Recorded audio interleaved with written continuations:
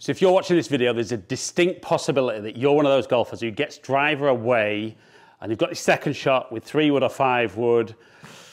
You feel like you've done all the hard work, but then disaster strikes. We top it, fat it, thin it.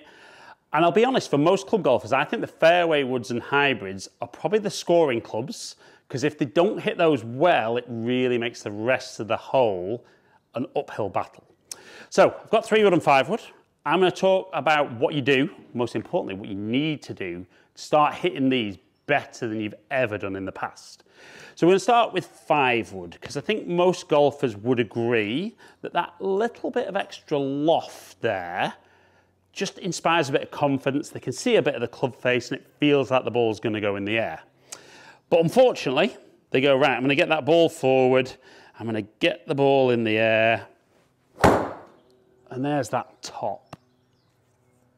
That's a good one. It's probably rolled out 50 yards in front of me, but just really poor contact, hitting the top, catching way behind, or maybe somewhere in between, thinning it, and maybe the very rare one that they flush is just a massive slice. So, the one phrase that I never ever want to hear from you guys again is that you're going to try and sweep your fairway woods away. Please don't ever do that. Now, let me explain. So I think most golfers are very aware that with their irons, they want to hit down on the golf ball. With driver, they want to hit up on the ball, and fairway woods are somewhere in between. I would say no. We need the club, whenever the ball's on the ground, to be traveling down, so we hit ball and then ground. So we need the low point of the golf swing to be ahead of the golf ball. I just want you to think about this. That club's going to work up, down, reach its low point, and then travel back up. But what a lot of golfers struggle with is they move the ball forward, and their concept is trying to get the ball in the air. So when they swing, that low point's going to be back here. Now, that can be great with driver when the ball's up in the air, but if we miss the ground, we're going to top it, at best thin it, or we're going to catch the ground, and it's that fat one that goes nowhere, particularly in the UK at the moment.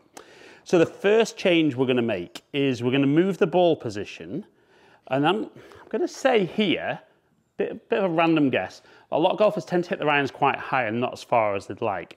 So they're not golfers who get the low point a huge distance in front of the ball. So we're only going to move the ball position an inch forward in our stance, and we're going to set the weight just slightly more onto that left side. And then all you're going to do is, as you start your downswing, shift towards a target. And hopefully you're going to stand up and strike one like that, just turning over a bit more than I would have liked. But we can see on TrackMan, low point 2.2 inches ahead, clubs travel down 2.6 degrees, launching at 13, carrying at 226 and rolling out 243. Now I know you might say, perfect, did it first time and I'm just going to do that every time. If we're being more realistic, we're probably not going to get that first go.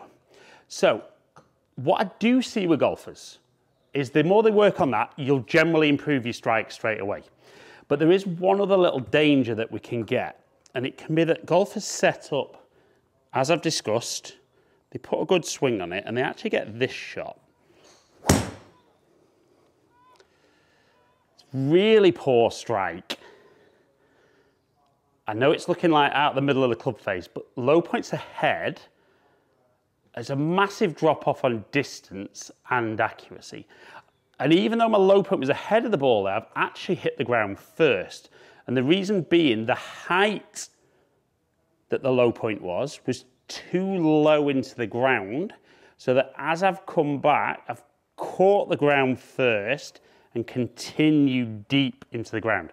On the grass, that would have been a very big, very deep divot. So the little moving part that golfers miss out on is that once they've set well and they start that downswing, we actually lose a little bit of height. So we need to get that lead hip and lead leg starting to straighten. That gets the lead side moving up, gets the handle of the club moving up, and just raises the bottom of the golf swing enough so that we're going to touch ball and then ground, maybe just ball and then grass, but it'll stop us crashing into the ground. I've got a number of clients that have struggled with this, and the first worry when they hit the ground first is they think the low point's behind, so then they end up moving more and more, catching the ball too early in the swing and getting a big slice on that. So we're going to get that as a little feel in the practice swing. And could see I touched the mat ahead, but didn't get a huge amount of contact with the mat, so that would be perfect delivery. Now, I'm probably like a lot of golfers, that the practice swing always feels great and there's no ball there, so there's no distraction. But I'm going to focus with 5-wood on trying to put the same swing on it and let the ball just get in the way. Felt great. Maybe just a smidge low off the face, but low point 3 inches ahead. Clubs travelled down 3.4 degrees. Launched a little bit lower because I strike at 10.5 and carry it just under 220 and rolling out 231. So that was good. Definitely for me there, low point was great, but maybe wasn't just quite into the mat enough. And that just cost me a few yards. We're going to go one more with 5-wood. Get that pressure on that left side. Really focus on making a good movement. Again, felt a lovely strike. Again, maybe just a smidge low on the face if I'm being picky, but low point's good, angle of attack's good, and distance is very consistent. So that moves me on to 3-wood, which I think for a lot of golfers is the one they really struggle with on the ground.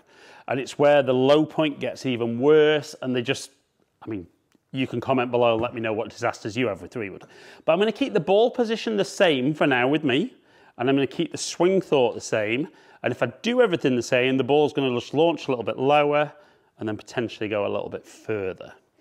So let's get set. Ball just slightly forward of centre.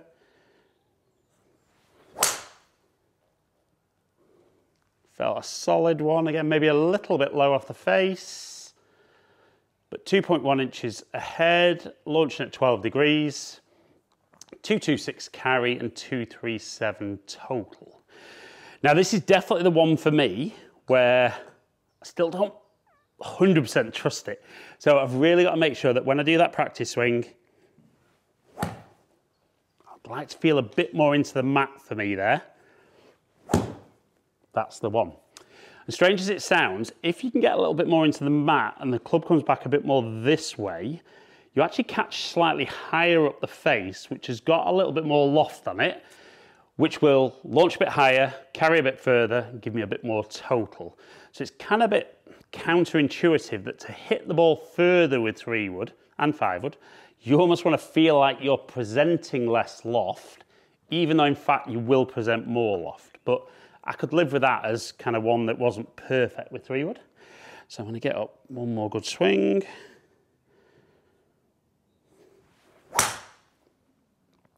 That felt better.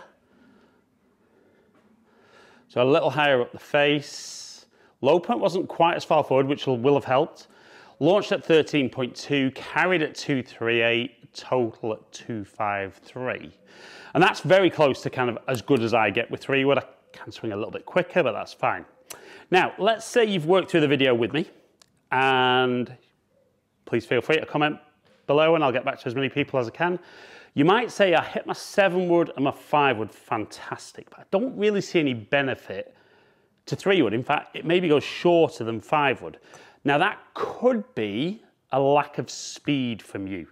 And this is where you should get equipment in the bag that suits you. So if I were to swing slower, even doing what I've discussed, we can see there, much slower, great strike, fantastic low point, but launching very low, carrying 103 and rolling out 154. And that's just simply that as I hit the ball with that loft at that speed, the ball launches low and there's not enough backspin on the ball to keep it in the air. So if you're somebody who rips 3-wood, but doesn't hit it anywhere, so strike's good, get the 5-wood going, maybe even put a 7-wood in the bag, but keep delivering the club well, get the low point ahead, and make sure you're not crashing into the ground. But I never ever want to hear you talking about sweeping your fairway woods again. Just do what I've said. and start ripping all those fairway woods from the ground.